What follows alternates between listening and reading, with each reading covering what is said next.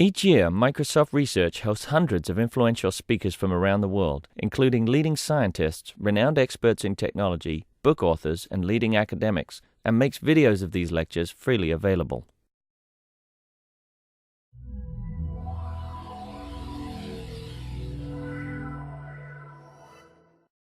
Okay, well, it's my pleasure to introduce Evgeny Gavrilovich.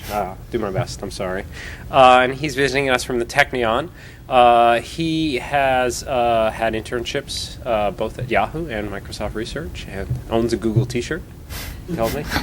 So he's going to be talking to us today about the general area of text and features and learning from things like Wikipedia and the Open Directory. Thank you very much. Can you hear me? 1, 2? Okay. In this talk, I will describe my PhD research on using very large-scale knowledge repositories for improving representation of text. In the first part of my talk, I will particularly focus on the area of text categorization, for which I originally developed these techniques. And in this part of my talk, which will be the larger part of the talk, I will explain the use of the Open Directory project and Wikipedia as sources of human knowledge. And then in the other part of my talk, I will use similar techniques on a completely different natural language processing task, which is automatical assessment of relatedness of text and words. And these are the results of fairly recent research. So let me first start with a very brief introduction to conventional text classification, and then I'll show you how the models and how the knowledge that we take from the internet can actually benefit this conventional process.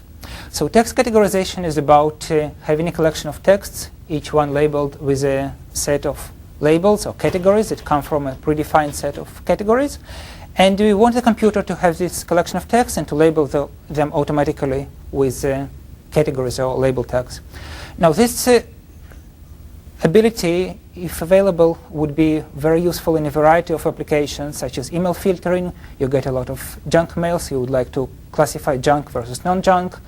If you are a large organization buying a large news stream, so you would like to automatically route news items to the desks in charge of each topic. If you have a large document collection, you might want to organize it automatically to make sense of this collection. You might want to classify web pages and so on. So this particular task is very frequently occurring in practice. The leading approach to text categorization would be to use machine learning techniques, whereas you have a set of labeled documents as your training set, and you use any algorithm you prefer, support vector machines, decision trees, k-nearest neighbor, and so on, in order to induce a classifier, and then you invoke this classifier onto a new piece of text in order to classify it. If we are talking about machine learning, then the way to do so would be to represent each document as a feature vector, and then to apply this training algorithm of your choice into a space of features, where for documents the leading approach would be just to represent each and every document as an unordered collection of words, which is known to be a bag of words. And then if we are representing each document with the words it has, then we are talking about very, very large, highly dimensional spaces. For example, even for reasonably sized text collections, we are likely to have tens or even hundreds of thousands of words. Okay? And today, the best performers in this area are support vector machines and KNN, even though quite a bit of other approaches exhibit very similar performance. And this was exactly the stage where I started my PhD research. I observed that quite a bit of very different algorithms that come from very different families, support vector machines, decision trees, nearest neighbor, even naive bias can be tuned to exhibit very good performance. All they reached very similar performance, which looked like a plateau. All of them stopped to improve anymore, and many papers reported very small improvements, like half percentage or even a full single percentage point. And in order to break through this plateau, a radically new approach would be necessary. And it seems like this could have been done, because even though this level of performance was reasonable, it was still pretty far from what people can do. So let's see what different directions we could have undertaken. Well, one particular direction would be to aim at deep natural language understanding, but it's kind of hard. This problem was around for like several decades, and we are still pretty far from deeply understanding the natural language. Then we could also pursue the direction of improving the induction algorithms, which is also kind of explored area. It was the focus of machine learning research for quite a bit of time. Very good learning algorithms have been developed, like support vector machines and then the boosting family. So I'm not saying that improvements could not be done in this direction, but it's fairly explored as well. But then there is still another direction, which is to add additional background knowledge or world knowledge, which is what people usually possess, the very humans that do text classification very reasonably, but computers often do not. The role of knowledge was recognized very early in the general field of artificial intelligence, where many researchers postulated that in order for an intelligent system to behave reasonably in human-level AI, they must have access to very deep and very broad repositories of human knowledge. So what we propose to do is to remain within the paradigm of machine learning, to take advantage of the existing learning algorithms, but to switch the language of representation. So instead of representing the documents as mere bags of words, we are going to consult the external knowledge repositories, some very big repositories, for example, as big as Wikipedia, which is the largest encyclopedia to date. Consult each repository to construct or to generate additional features, additional facts or concepts that are relevant to this document, and then take them as additional features, which will eventually augment the feature space for this document. And before I show you how this knowledge-based approach fits into the picture, let me briefly recap the standard path in text categorization. So in this picture, you have two parts. The upper part shows the training scenario, and the lower part shows you the testing scenario. In the training one, we start with a collection of labeled documents. We tokenize each document into a sequence of words, and we end up with basic features, which are the words each document has. We optionally do some feature selection. Some techniques needed more, some techniques needed less. And then when we have selected a set of features, we represent the documents in this space of features, which is known to be the step of feature valuation. We assign values to the features. And then we have a collection of documents represented as feature vectors, each of them labeled because we're talking about training data. Then we'd use our training algorithm in order to produce a classifier. In the lower part, in the testing phase, we start with a collection of testing documents. We use the same set of selected features. We represent the document in the same set of features, the same set we selected in the training phase. We use a classifier induced in phase one, and then we end up with a collection of classified documents. And it is at this stage, right before feature selection, but after having a bag of words, we introduce a new model which is going to do feature generator, which will generate new features that will augment the bag of words. So here is our proposed scheme. We start with a collection of labeled documents, but in order to construct features, we make use of external knowledge, which might come in the form of a common sense knowledge repository, or in addition to a repository which is more domain-specific in its nature. We consult both of these repositories given each and every document, and we consult them what would be the most relevant concepts from these repositories in order to attribute these documents, and these highly relevant concepts will serve as additional features for the document.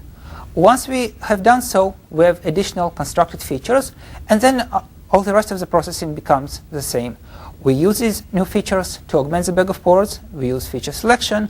Having selected a set of features, we represent the document in this space of features.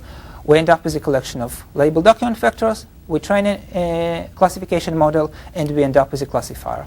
The testing scenario will be exactly the same, except each testing document obviously undergoes the same process of consulting a knowledge repository, where each testing document is also represented as a collection of words it had, a bag of words, plus all the knowledge concepts that we generated. And let me briefly give you an overview of our general processing scheme. We have two distinct phases. One would be the ultimate text categorization, for which we do all this job by consulting knowledge repositories. But before we start this eventual text classification, we have a pre-processing phase. In this pre-processing phase, we build an object that is called the feature generator, that is capable of taking a document and generating new features for it. And the way it does so, it has the document on the one side, it has the knowledge repository, which is a huge collection of concepts, on the other side, and this model actually maps the document onto the most relevant concepts of the knowledge repository.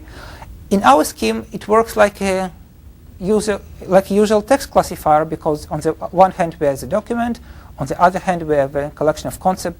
Each of them is associated with a collection of text objects that allow us to learn the scope of this concept.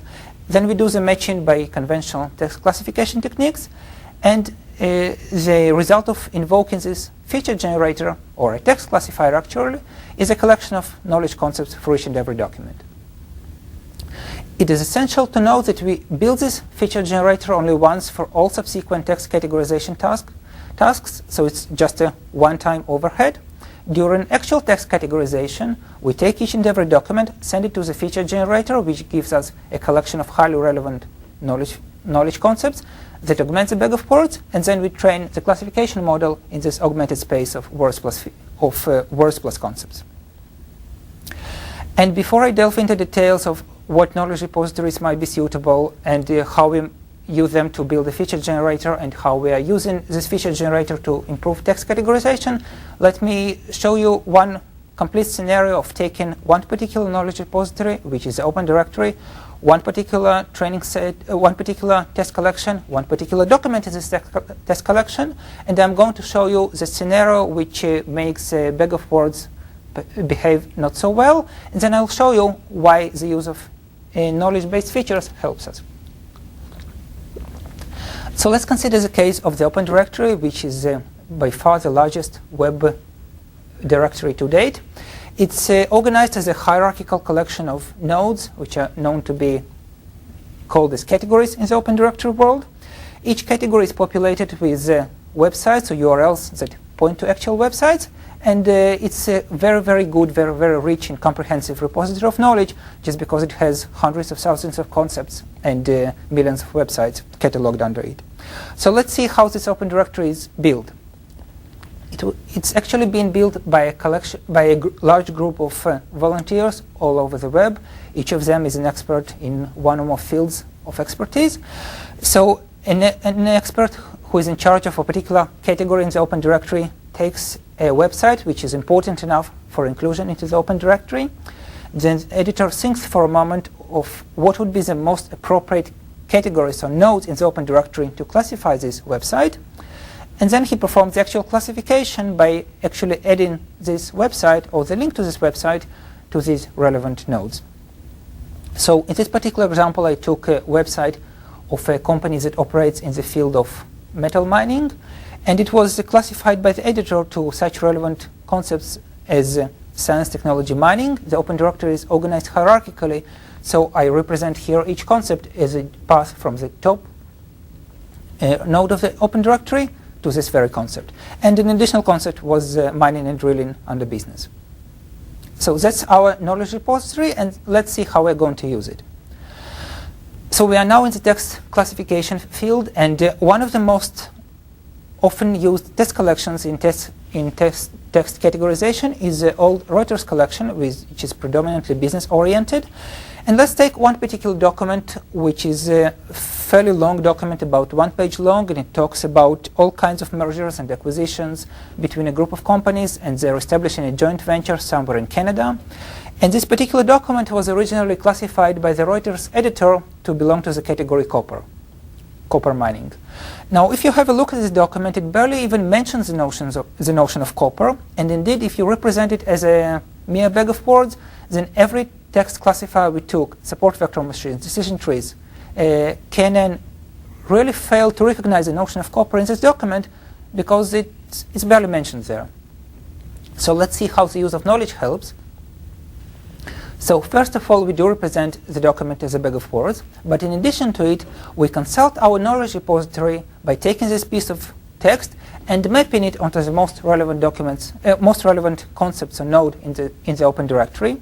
And as it happens, the very mentions of company names are going to trigger the appearance of the classification of this document onto highly relevant concepts. And the way it works, as you can see, this document was written back in the previous century, so it mentions the names of companies like Cominco and Tech that operated back then. Quite a bit of time has passed, and today these companies have merged into a single Tech Cominco company, but it's okay, we do know about these individual companies and the newly merged company. And based on the knowledge encoded in the Open Directory, we do know quite a bit about these companies. We suddenly know that they belong to the field of mining. Now, it should be noted that the name of these companies, Cominco and Tech, didn't appear anywhere in the training set of the Reuters collection, and the sole mention is in this very document. So without resorting to external knowledge, our situation would be by far inferior to that of humans or that of Reuters editors, because we would have no way whatsoever to know what Cominco is, what Tech is, what Lornek is, or what Highland Valley is for that matter. But certainly we do know the names of companies represent companies in the field of mining, and we certainly know that Highland Valley is a place in Canada which is a location of a big copper mine. We suddenly have all this access to all this knowledge, which is going to augment our bag of words by introducing new concepts. And the way we create these new concepts are just by taking the relevant nodes of the Open Directory, adding them as features to the bag of words, and then we are going to train a text categorizer in this very space, and magic happens. Every classifier now classifies the notion of copper very easily and cannot make a mistake. So SVM, KNN, C4.5 have no problem whatsoever in classifying the notion of copper correctly. Yeah. Classifying the notion of copper, you mean trying to distinguish between things that are about copper and things that are not? Right, and in this particular case would be the ability to identify that this particular document is relevant to the notion of copper. Okay. So it's a okay. Is the word copper present in the document? It's present about once, but the document is so huge that it's very easy for the bag of word model to overlook it.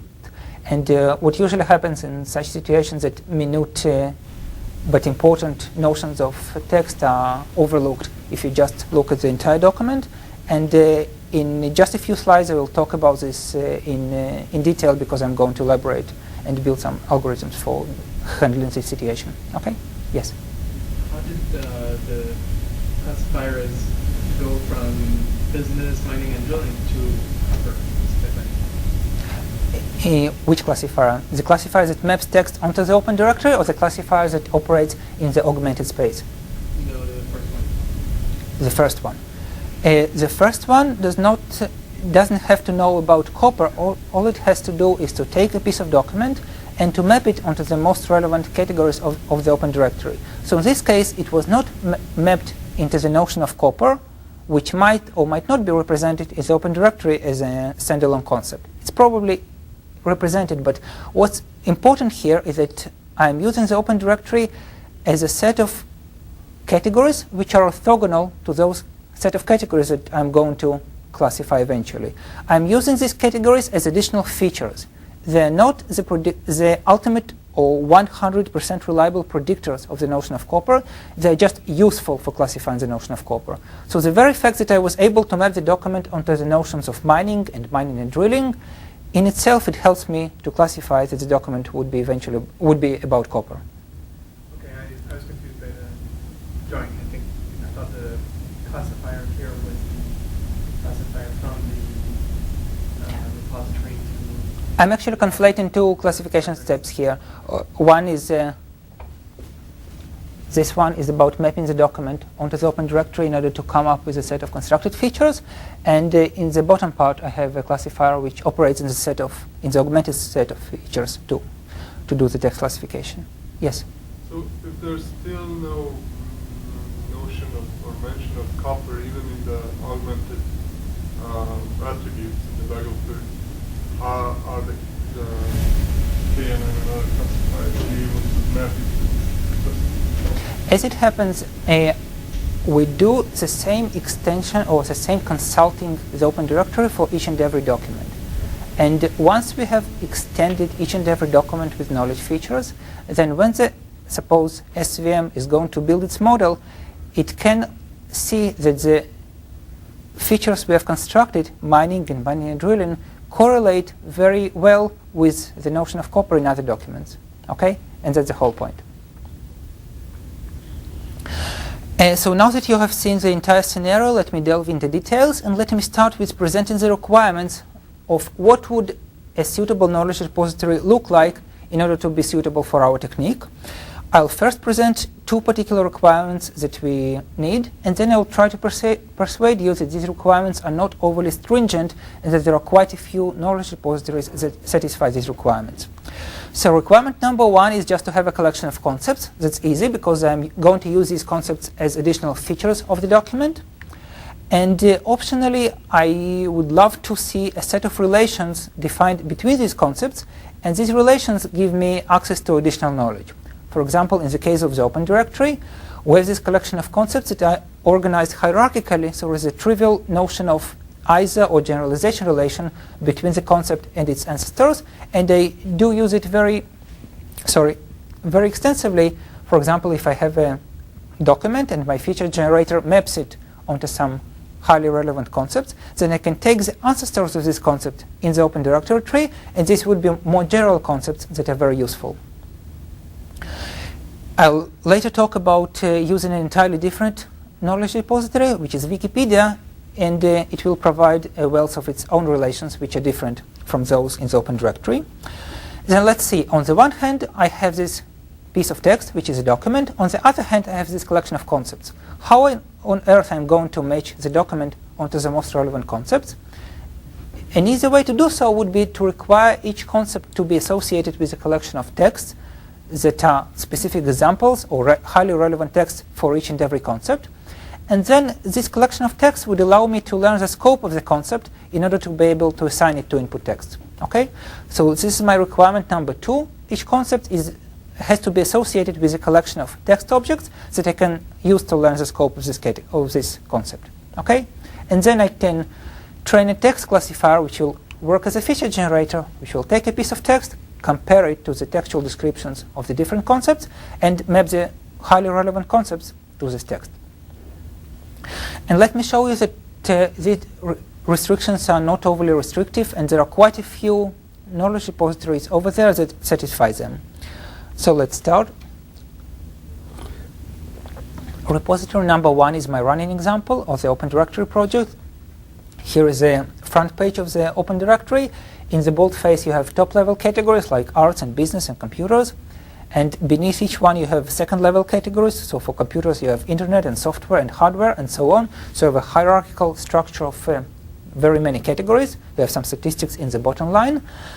And let's see what the textual objects are that allow us to learn the scope of this category. Well, the basic objects in the Open Directory are URLs to actual websites. And the way they are added to the Open Directory is by each editor providing a title of the website pointed and a very brief but very comprehensive summary of the website pointed by this link. So if we collapse together all the textual descriptions of the websites and their titles, we end up with quite a decent amount of text that allows us to learn the scope of each and every concept reliably. Another knowledge repository is Wikipedia, which is by far the largest encyclopedia to date. It's completely different from the Open Directory. On the one side, it's much larger. It has over 1 million concepts and counting. And let's see what the concepts are in the case of Wikipedia. Well, just imagine an encyclopedia that you are accustomed to. Encyclopedia is built from articles. So we have an article about United States, we have an article about Microsoft, we have an article about water, about computer mouse, etc. So each and every article in our methodology defines a concept. So if you have an article about the United States, its very name, United States, will be a concept. And if you think about it for a moment, it's very reasonable because these are concepts that humans love to know about and they write articles about them. What about the texts that need to be associated with each concept? This very article is going to provide us quite a bit of highly clean and highly relevant and focused text on this concept. So we have the concept on one side and this large piece of text about this concept, so we are again all set. In the non-internet world, we have all kinds of library classification schemes which existed for at least a couple of centuries. So we have the Library of Congress classification and the Dewey classification and the Universal Decimal classification, UDC. All of these classification schemes are very hierarchically organized large trees of concepts, which are the very nodes of these classification schemes. And if we want to have text that allow us to learn each and every concept, that's no problem, because we can just take the books cataloged under these categories or under these concepts. So taking the books would give us by far the largest knowledge repository to date, and I would really love to conduct this experiment by taking either of these classification schemes, populating it with real books, and learning a feature generator from it, a knowledge model. Let's go into a domain-specific area where in the field of biomedicine we have MESH, or medical subject heading hierarchy, which is a very elaborate tree of tens of thousands of biologically related concepts. And this very hierarchy is used, its concepts are used to label documents in the so-called Medline repository of medical articles. So we have a collection of articles naturally labeled with these concepts. We can use these very articles in order to populate the tree and have a collection of text associated with each category. Okay? In the field of patent law, we have international patent classification and other patent classification schemes. In the field of law, we have all kinds of hierarchies that are cross-referenced with legal documents. So we do have quite a wide variety of knowledge repositories to use. In this particular work, I'm going to use two of them, the Open Directory project and Wikipedia. So let me first show you how we are going to build a feature generator from the Open Directory. Then I'm going to show you how we are using it as a pre-processing step before text classification. And then I'll show you how to build a feature generator from Wikipedia. So in the Open Directory, we have this huge hierarchy of concepts, each associated with a bunch of text. So what we are going to do, we are going to train a text classifier that is capable to taking a piece of text, sending it to the classifier, which is going to map it onto the most relevant concepts in this directory tree. And in our scheme, we are going to use this text classifier as a feature generator. It will take text, map them onto the Open Directory, and will take the highly relevant nodes of this directory, say top 10 or top 10 most relevant nodes from the Open Directory, as new features. Okay? If we are going to build a text classifier, we naturally need a way to represent the concepts in some way. So a standard way of doing so would be just to have a vector of attributes or properties of each and every category. On purpose, I'm using the word attribute here, not feature vectors, just because to avoid confusion, I'm using the word attributes as a property of Open Directory categories, and I'm reserving the use features for the use of properties of documents in text categorization. So we represent nodes of the Open Directory as attribute vectors, and the Open Directory is just huge. Question? Yeah, I can see how this is well Wikipedia, but isn't Wikipedia much less structured, or can you find the same? It is indeed less structured. In the Open Directory, we have a very elaborate hierarchy. Wikipedia doesn't have so elaborate a hierarchy. I mean, it does have even more than one orthogonal hierarchy, but they are much more shallow. And as an additional feat, these hierarchies do not always form a tree. So if you start from a category, you can go into a loop. In this version of the work, we use Wikipedia as a non-hierarchically structured at all. We just treat it as a collection of concepts. And then in the future directions part of the talk, I'll identify the ways of using the links in Wikipedia as sources of such information. Okay. So let's go back to attribute selection. To attributes, Open Directory is just huge. We have millions of different words in the Open Directory, and if we were about to take all of these words to represent the concepts with attribute vectors, we would have two problems. One, we would have a model that hardly fits into any reasonable computer memory, which would make the feature generator very, very inefficient. And problem number two, which is which often happens in such circumstances, we would have quite a bit of noise, because the Open Directory comes from the internet. The sources we use for taking the tests are very noisy, and that's a very frequent reason number two for doing attribute selection. So what we are going to do, we represent each and every node as a vector of attributes, and then we do attribute selection using any conventional techniques, information gain, chi-square, document frequency, and so on, in order to retain only the only the most highly characteristic or representative attributes for each and every concept. In order to do so, for these metrics or features attribute selection metrics to operate, we need examples of positive cases and negative cases for each category. So positive cases are taken from the subtree rooted at this very category, because subcategories of this category are more specific examples of the same, so we can use them as positive examples. All the rest outside of this tree is negative. Information gain has plenty of information to operate, and then we select, say, top 1,000 attributes for each category. And let's see a particular example how this scheme operates. So let's take a category that corresponds to the Open Directory node of top science. Top/science is a category at level 2. And if we invoke an attribute selection matrix, we end up with such a reasonable collection of words that are highly characteristic features or attributes of this category: science, research, scientific, biology, etc. And if we, on the other hand, go to top computers, artificial intelligence, then a reasonable attribute selection matrix selects neural, artificial, algorithm, intelligence, and triple AI, which are again very reasonable to represent the notion of artificial intelligence.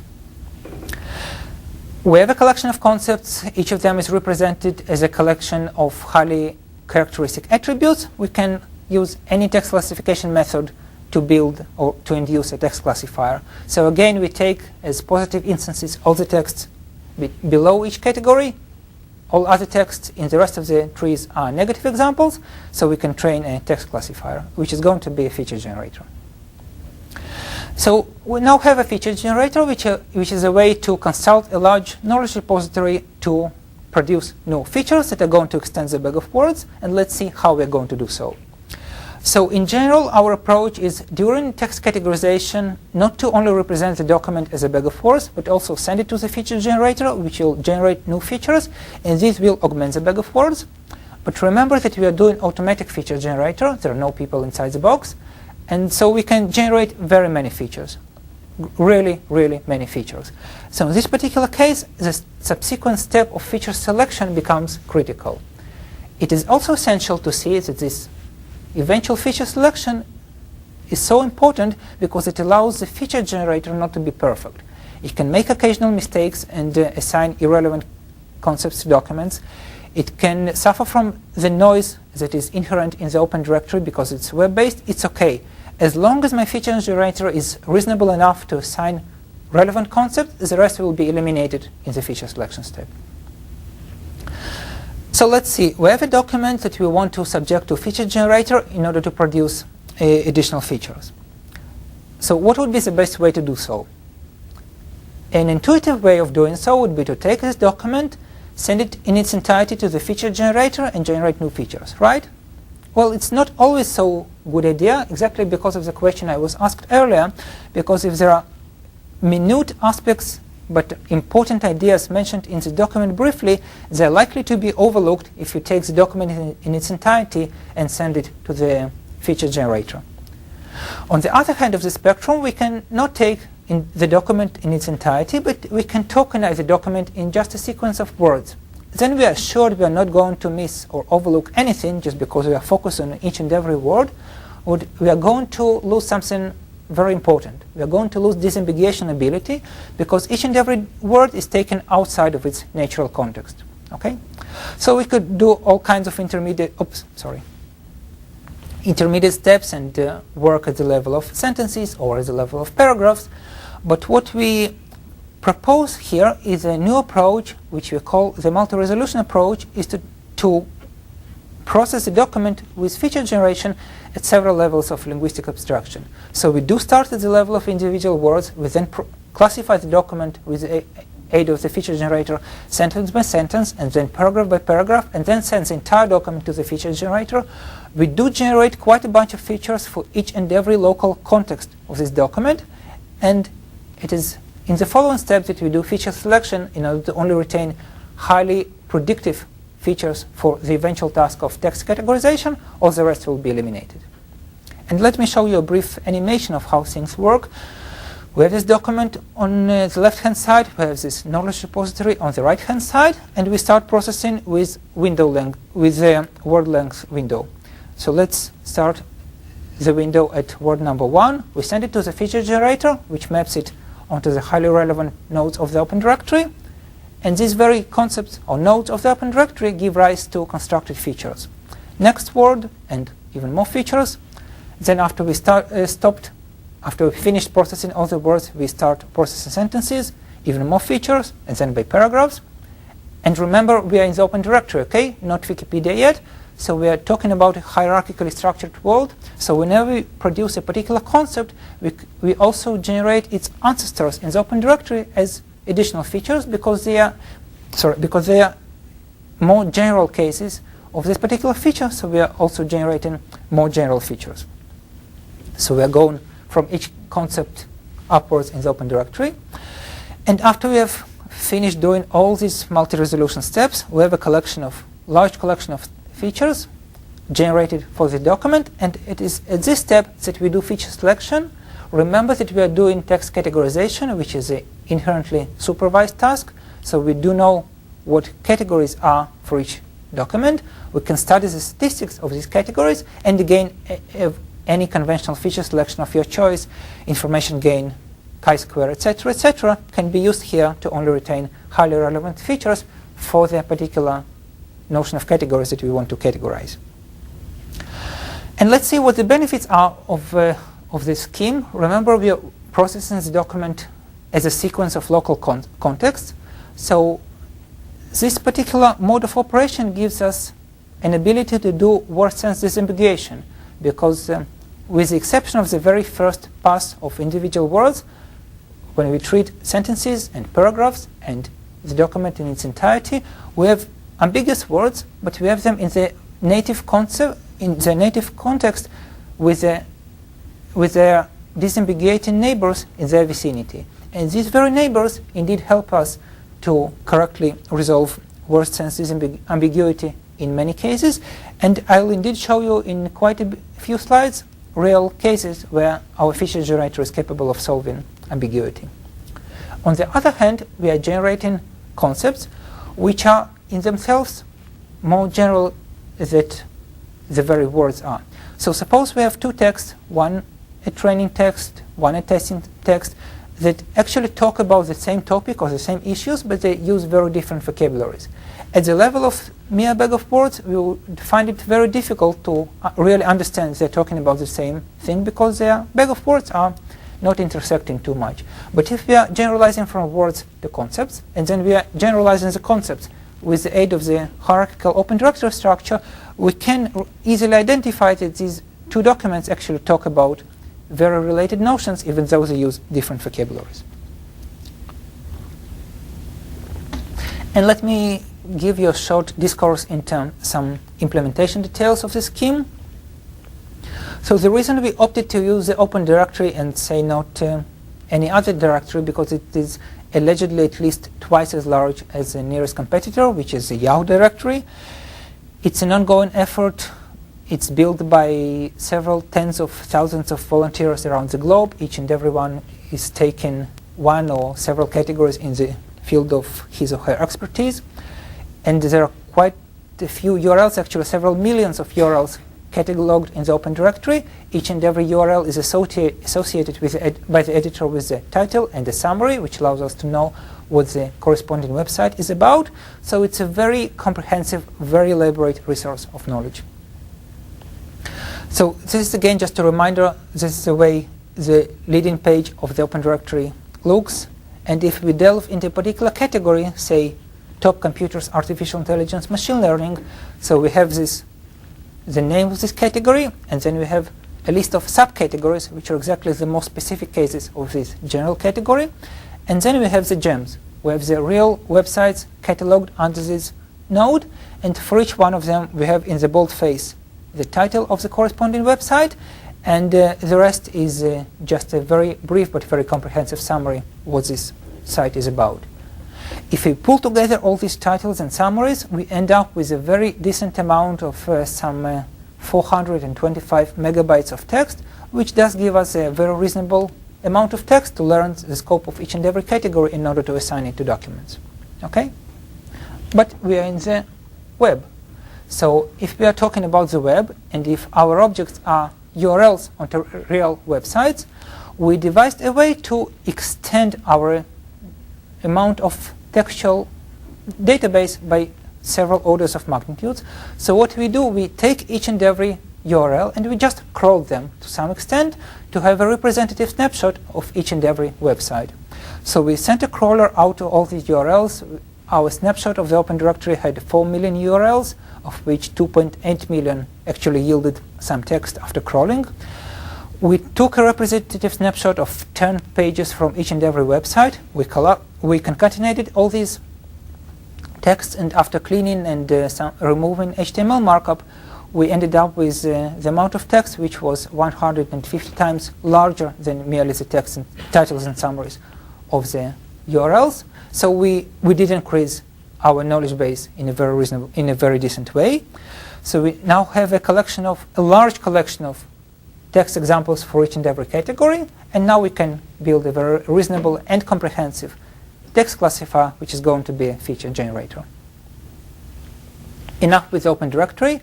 Till now I showed you the way we are going to use feature generation in general, and then I showed you how to build a particular feature generation with the aid of the Open Directory, and then I showed you how to conduct contextual analysis of text with the aid of the feature generator. Let me now switch to a completely different repository, which is a very interesting repository in its own right, Wikipedia. And now I'm going to show you how to actually build a feature generator from Wikipedia. From that point, the rest of the usage of the feature generator will just be the same. We'll have a way of mapping input text onto concepts of Wikipedia. Then we are going to segment the text in the multi-resolution way into words and sentences and paragraphs and so on. Each and every one would be sent to the feature generator. We'll get new features, which are Wikipedia concepts, and then these are going to augment the bag of words. Okay? So why Wikipedia? Wikipedia is a very good resource. I just love it, and in many cases, instead of looking up something why I have a particular bug or feature, I just end up reading Wikipedia articles on a variety of topics. Wikipedia is by far the largest encyclopedia to date. It's about at least an order of magnitude larger than Encyclopedia Britannica. By last count, Britannica had 65,000 articles. Wikipedia has over 1 million. Wikipedia has a remarkably high quality just because it's a peer-reviewed encyclopedia. Everyone can modify it, everyone can add stuff or change stuff in it, but as easily you can override someone else's changes. And in fact, there are quite a few volunteers in Wikipedia whose sole purpose, or whose sole work is to monitor the stream of additions or changes to Wikipedia and to see what makes sense, what looks like spam, or what looks like a flame war between editors. A recent article published in Nature found that the quality of Wikipedia can actually rival that of Encyclopedia Britannica. And a very, very peculiar but very rich source of information in Wikipedia is its very link structure. Take, for example, Microsoft Encarta or any other encyclopedia you know, Encyclopedia Britannica, Grolier, etc. You will see links between the articles. They are usually shown in a different font, but there are quite a few of them. Okay, they are really reserved to very highly relevant concepts out there. But we are talking about the web. Creating a link between one article and another is as easy as just creating a web link between two pages. And you really do it very easily in a peculiar syntax of Wikipedia. And let's take any article, for example, an article about prominent scientists, let's say Albert Einstein. It will have links to the city of his birth. It will have links to the notion of physics, and more specifically to the notions of relativity inside physics. We'll have links to the university which Einstein attended, and we'll have links to his scientific collaborators. All these pieces of information are very non-trivial facts that are highly relevant to Einstein. Okay? In the Open Directory, we used the relations between concepts, the generalization relations, in order to produce new features. We can use, in the case of Wikipedia, these very relations as other ways to construct features. So whenever our feature generator will map a piece of text onto Wikipedia concepts, we will have ways to pursue the links outgoing of these concepts to other articles and generate additional features based on these very linked articles. So in response to your question, at this very point we are treating Wikipedia as structureless. We have just a flat collection of concepts.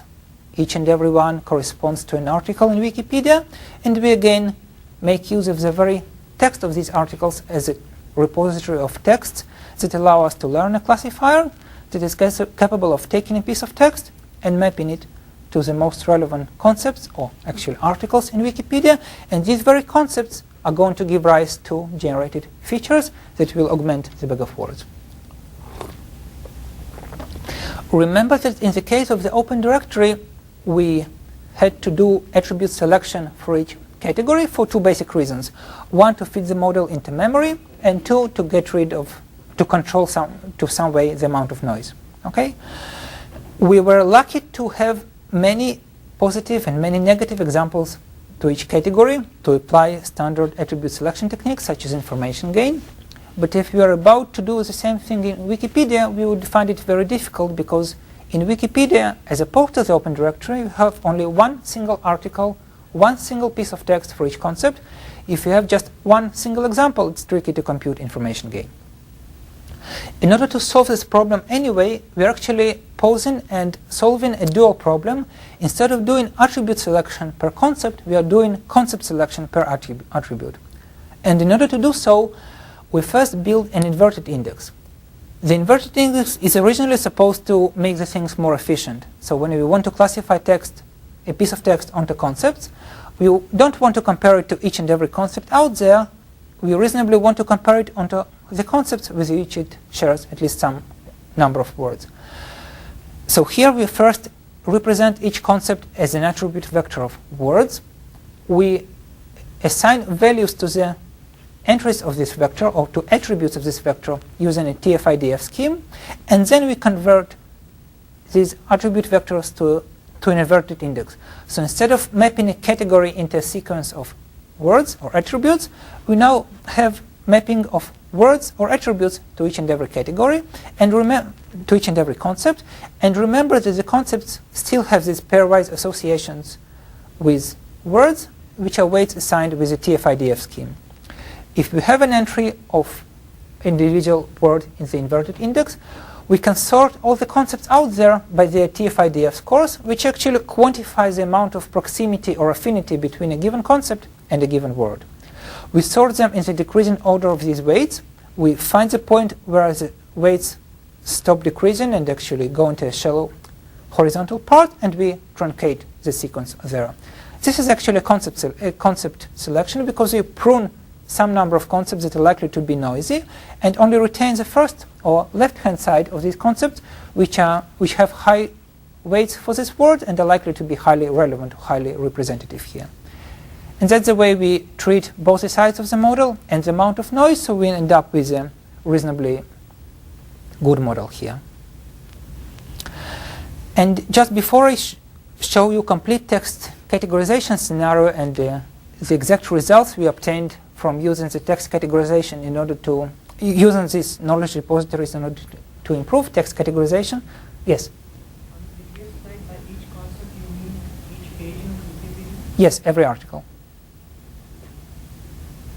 Okay, let me show you the inside of this machinery. So let me show you a sequence of texts, some shorter and some longer. And for each text, I will invoke the feature generator. So what I'm going to show you is the very features that are generated by feature generators, one the ODP-based and one Wikipedia-based.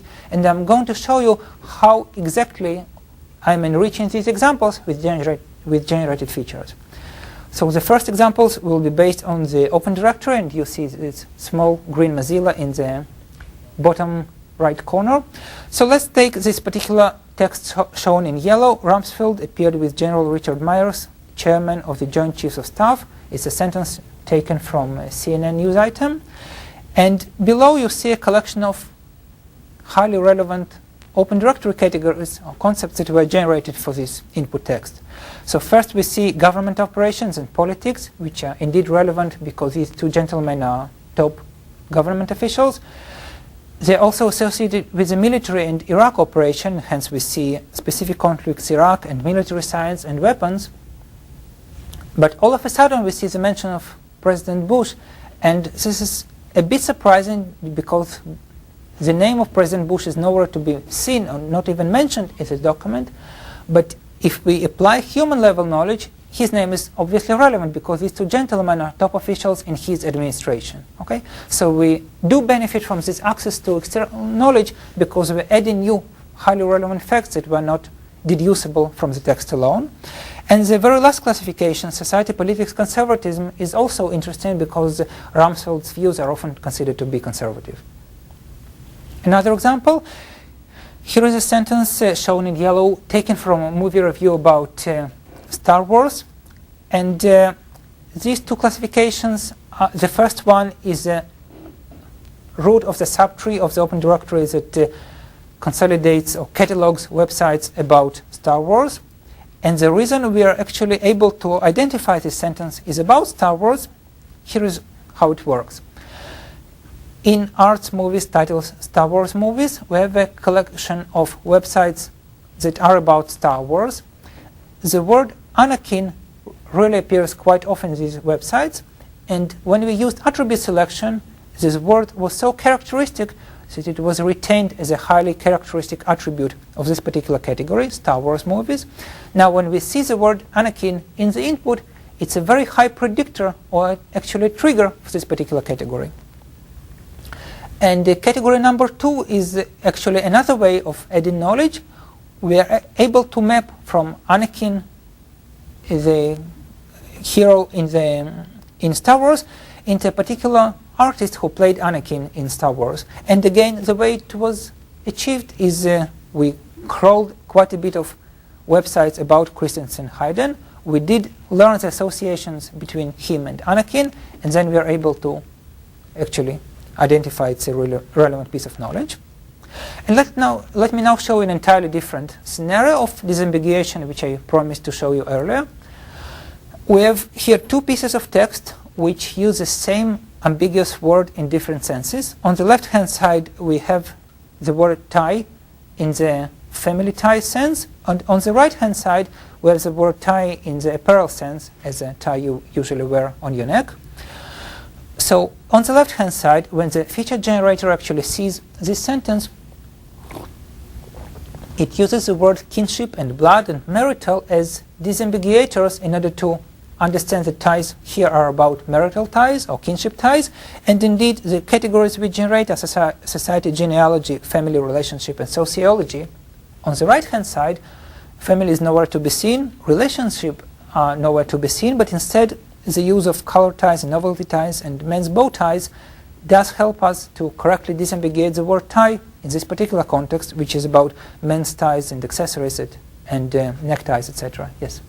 At some point you mentioned that you were using a window and drawing this window and at some point going one. Yes, but in this particular example, I'm just using this one sentence, send it to the feature generator. If I understand this correctly, to generate features, you are using classifiers, binary classifiers, that distinguish subtrees of ODP. It doesn't have to be a binary classifier. Actually, because of the sheer size of this problem, I'm using a very simple but efficient centroid classifier, which simultaneously tries to classify a piece of text onto all relevant concepts. Okay. But does that mean that you need to apply as many classifiers as there are known to ODP to get the features you want? No, that's what I'm trying to say. I'm using this centroid classifier just because it's very efficient. It's not terribly good classifier, but it's okay. I do have other mechanisms like feature selection, but it's really very efficient. So it's specifically not binary classifier. I'm comparing my input to all of the categories simultaneously. Okay, and the reason it works efficiently, in particular, is because I have this inverted index that maps text onto categories. Okay, so this was a disambiguation example with the ODP. Let me now switch to Wikipedia, and remember our concepts are the names of articles in Wikipedia. So let's take one particular input sentence, Walmart supply chain goes real time, and let's see what relevant articles or what relevant concepts are generated here. So obviously we have the concept of Walmart, it's easy, but we suddenly have the concept about the articles, about Sam Walton, which is the founder of the Walmart chain. Sears, Target, Albertsons are important competitors of Walmart, not mentioned in the input text, but again, we do know that they're relevant. Hypermarket is a more general concept, that is what Walmart is. RFID. RFID is a very important piece of information. It is actually triggered by the words Walmart supply chain, and it's relevant because Walmart is actually using the RFID technology very extensively to manage its stock. RFID is explicitly not mentioned in the input, and we have also the notion of a particular trade union, just because the relationships between Walmart and trade unions are known to be non-trivial. Let us also see a disambiguation example for Wikipedia. We have this classic example of Jaguar. So we have an ambiguous word. It could be an animal or it could be a car. I give you two phrases, one where the Jaguar appears in the car sense, one on the right-hand side where the Jaguar appears in the animal sense. And let's see what the concepts are that are generated for each of them. On the left-hand side, we are talking about cars, so we have the concept of Jaguar as a car, the very concept of the car Jaguar. We have a particular car model, Jaguar S-Type. Daimler and British Leyland are companies that have merged with Jaguar company over the years. Luxury vehicles are a generalization, a more general notion of what a Jaguar car is. V8 engine is, in additional relations, it's so-called part of relation because V8 is an internal combustion engine of Jaguar. On the right-hand side, we have nothing about cars, but we have Jaguar, which is animal. We have Felidae, which is a family of feline animals, of which Jaguar is a specific kind. And then we have leopard, puma, and tiger, and other animals which are highly related to jaguars. So again, we gain this disambiguation ability. And let me now proceed to the evaluation of this work for the very aim for which it was developed, how we are going to improve text categorization. So to start with, in order to apply this knowledge-based methodology to text categorization, we had to have some text categorization platform, at least doing the bag of words. So when I started my PhD, I did a survey of what was available on the market, and I found that there were really few, if any, comprehensive text classification platforms that were extendable and efficient in everything. So I actually ended up just developing my own text categorization platform in several months, and in the hindsight, I do believe it was a fair investment of time, just because it's my own system by now, so I can change it. I understand it into any level of detail. It does all the text categorization steps, starting from inputting a collection of text in XML, XML parsings, and identification of features, feature selection, feature evaluation, assigning the values to features, building feature vectors, invoking the text classifier, and then eventually computing all kinds of statistics. And I can prove that this system is really a decent system, because on a range of standard data sets, I can show that its performance is on par or even better than the state-of-the-art results published in the literature for a range of data sets.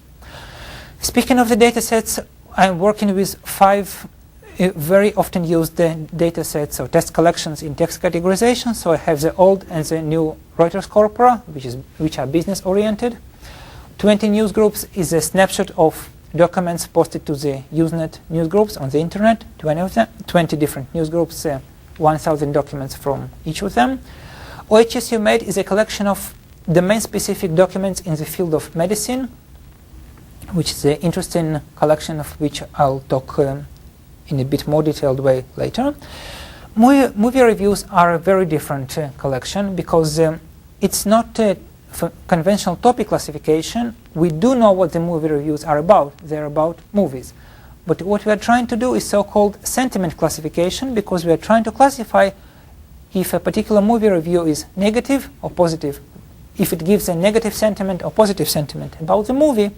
And so we are using it in as a text categorization task, where the task is to classify the sentiment. Using the feature generation methodology, we obtained improvement on all of these data sets, and for some of them we obtained even double-digit improvements. Predictably, these particularly high improvements were in 2 major cases. Case number 1 is very intuitive, when the documents are short, And it's reasonable to see why the improvement is particularly large, because the document is short, the bag of words is very poor, so we do benefit quite a bit from the addition of external knowledge. And equally explainable, we have improvements in small categories that are categories with only a few training examples. Again, we have few examples, the bag of words is not adequate, and so we again benefit greatly from the use of external knowledge. From the lack of time, I'm going to show you just a single slide which summarizes, gives a high level of the results. On the x-axis, we have several data sets or category sets derived from these test collections. On the y-axis, we have improvements in percentage over the plain bag of words model without any knowledge support. So indeed, we see the highest improvement on the right-hand side when we are talking about short documents, which are easy to get from the OHS Semantic collection, but also in the Reuters corpus we have very decent improvements as well.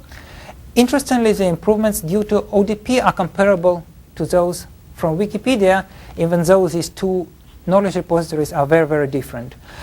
We believe that it happens because there is quite a bit of knowledge that is missing from the basic bag of words model, and it really helps to take it either from the ODP or Wikipedia. We do get an improvement of the results.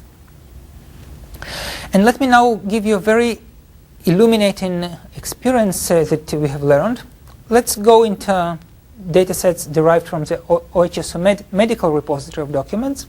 If we are talking about medical documents, then why should we take the entire wealth of the ODP? ODP is well structured, so we have top business, top computers, and top health. So let's just take the top health subtree of the Open Directory, train a feature generator using solely top health, and use it, right? Why should all the rest of the knowledge be useful for classifying or augmenting medical documents, right? Well, it's actually not so right. And indeed, in the blue color, here you see the improvements over the baseline bag of words model when we only use a feature generator trained with top health. With the light yellow color, we see much larger improvements due to the use of the entire wealth of the Open Directory. For me, at least, it was very illuminating just to see that the general purpose knowledge is very, very useful, even in the case of such narrowly defined data sets as medically oriented OHSUmed. I also saw confirmation of this phenomenon on other data sets. Say Reuters is business oriented. I'm taking top health. I do see an improvement over the bag of words model. The improvement would be much greater if I take the entire wealth of the Open Directory. So let me briefly summarize this in my talk. To this point, we propose a feature construction methodology that makes use of very large-scale knowledge repositories, such different repositories as Wikipedia on one side and the Open Directory on the other side. We are using them to build a feature generator, which is actually a text classifier that takes pieces of text, maps them onto the most relevant concepts of the Open Directory or Wikipedia, and produces additional features. And we are constructing new features based on these concepts in order to augment the bag of words. It is essential to see that we are actually really adding new knowledge that was not present in the document. It was barely present in the training set alone. As we have seen with the Kaminka example, we do add very beneficial knowledge that indeed helps us to improve text classification. The multi-resolution approach we developed is actually useful as well, because it does address to some extent the basic problems of natural language processing, which are polysemy and synonymy.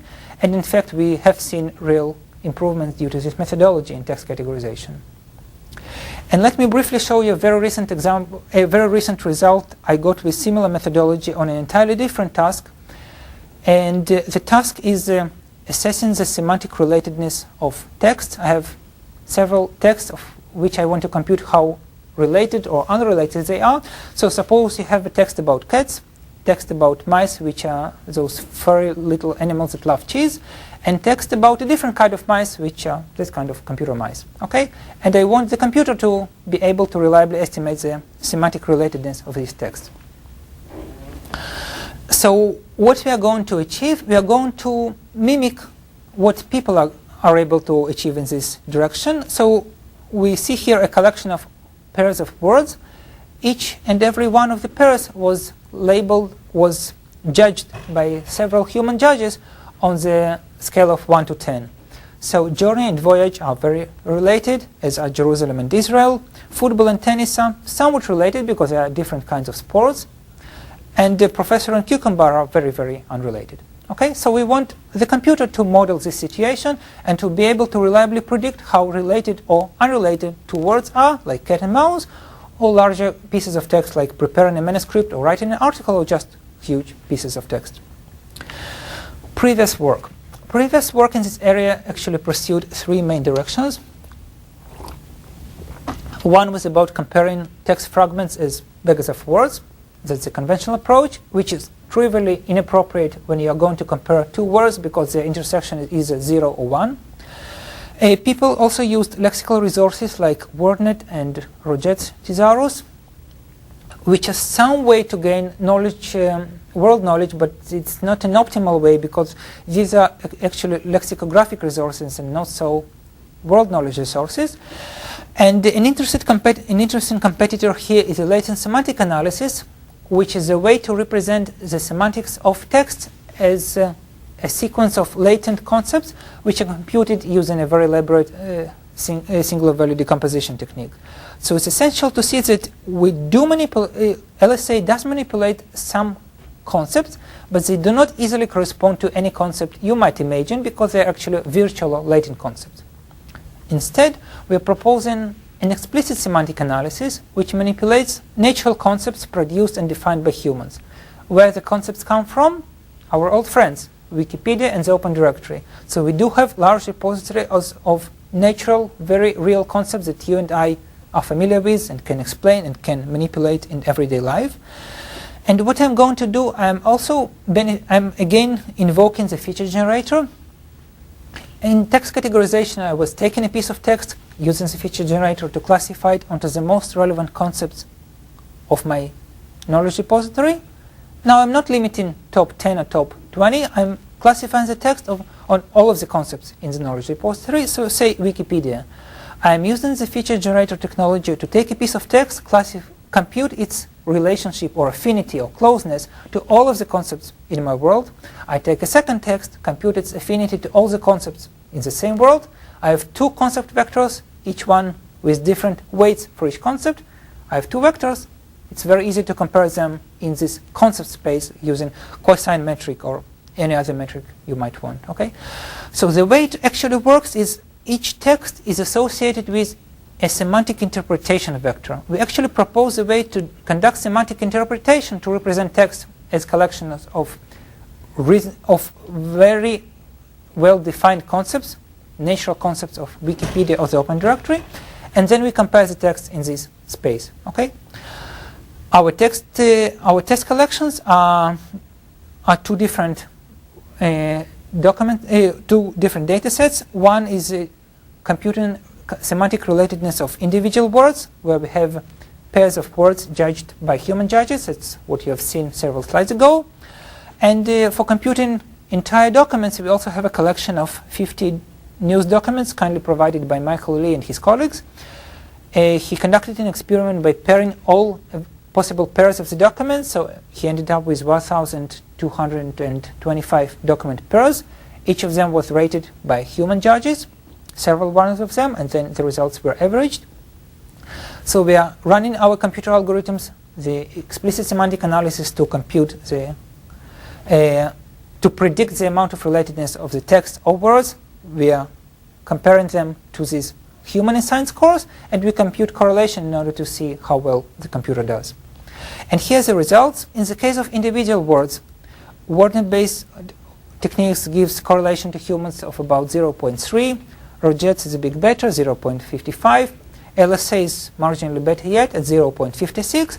Both ODP and Wikipedia are much better, and in fact the improvement from the closest competitor, LSA, to Wikipedia-based analysis is about 33% improvement. For entire documents, the bag of words is relevant here, but it's not so terrific. So its correlation to humans is about 0.1 to 0.5. LSA is better at 0.6, but again, both Open Directory and Wikipedia are better yet at about, and Wikipedia improvement over the LSA is about 20% in this case. So let's see what we have achieved here. We proposed explicit semantic analysis as opposed to latent semantic analysis because we are manipulating the space of very real and natural concepts for for humans, because the concepts are natural, the model is easy to interpret, which is a tricky business in the LSA world.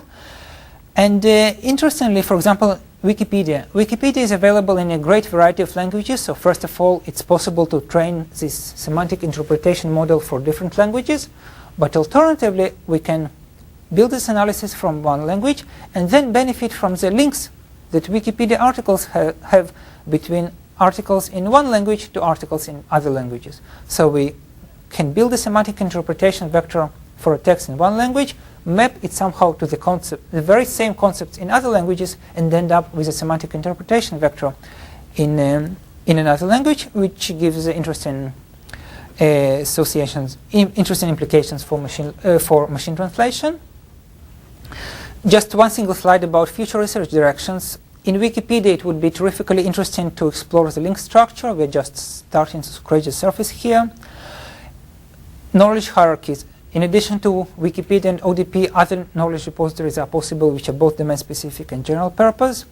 We are also trying to study the applicability of these methods to conventional search or information retrieval scenario, where we're going to augment the query, augment the documents, index the documents in the enhanced space of words plus concepts, and hopefully get better retrieval. Word sense disambiguation is an interesting application area. Just as I have shown you some examples, we do see disambiguation ability is there and it's quite decent. So we sort of using our technology for the core task of disambiguation. And in an entirely different application area, folksonomies or collaborative tag efforts are becoming very, very popular nowadays.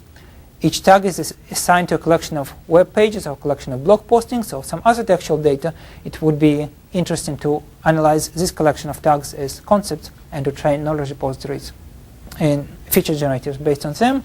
I'll probably skip 3 slides here, and I'll be happy to take any questions you may have.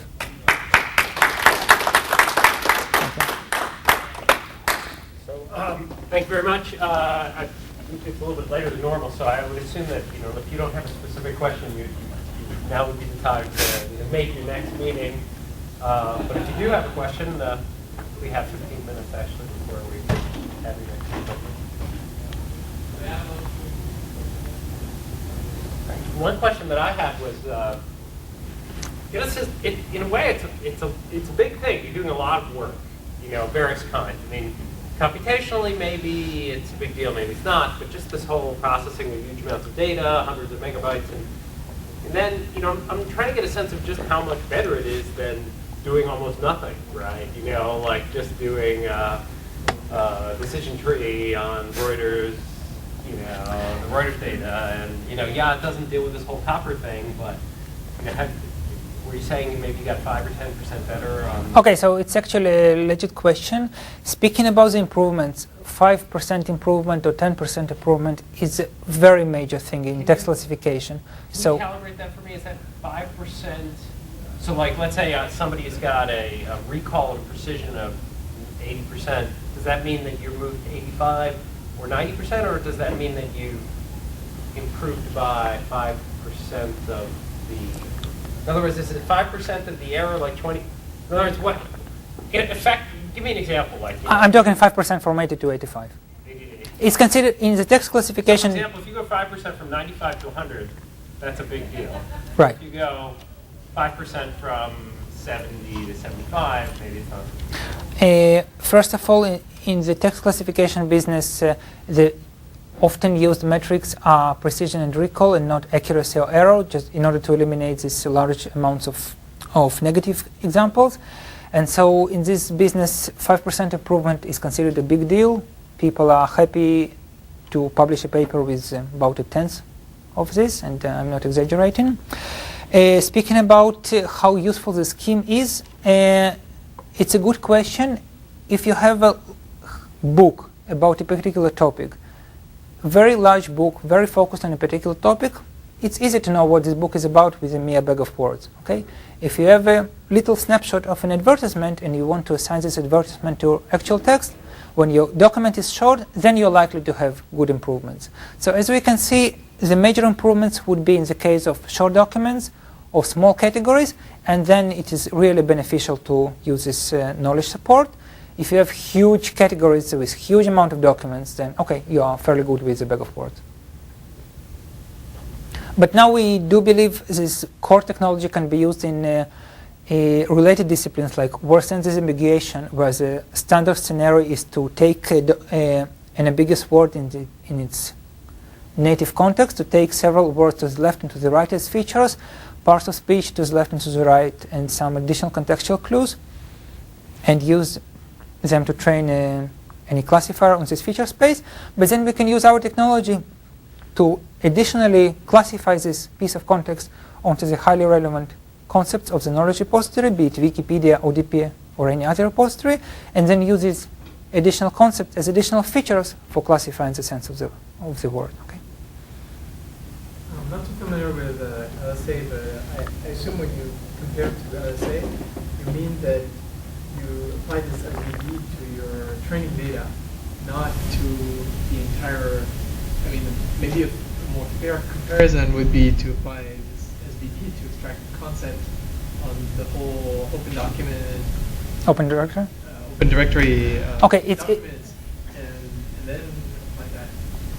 You are right, and this is indeed a good point. But what happens, LSA is very, very, very computationally expensive. So building such a model is very, very tricky business. So the first comparison I found is there is a site called lsa.colorado.edu at the University of Colorado, where the inventors of some of the inventors of the LSA sit, and they offer a service of a computerized demo over the web that is trained on an encyclopedia.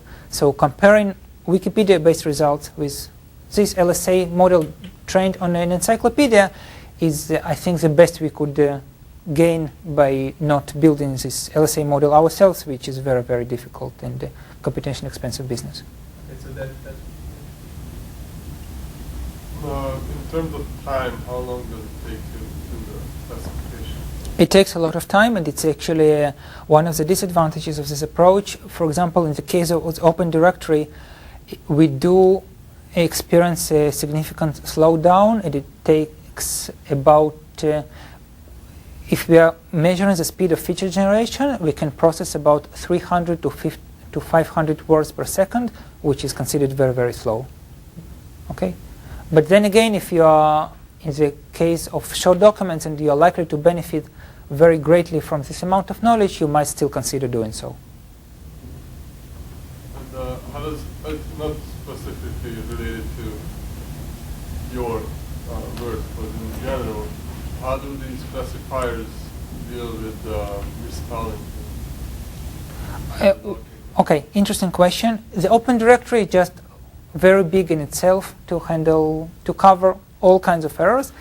Wikipedia, we do make one use of the relations of the links available in Wikipedia, and here I'm talking about anchor text of the links. Okay, so if we have articles pointing at the article about the United States, most of them will have anchor text saying United States, but it will have also all kinds of variant spellings or variant ways to refer to United States. So we'll have United States of America, the US of A, Uncle Sam, and so on and so on. And all these variations are actually beneficial as additional ways to refer to the same entity. And misspellings come into the same, go into the same rule. Well, thank you very much. That was a good talk. And if you have questions, I have my email here, so please do send me an email. So you're on next? Okay.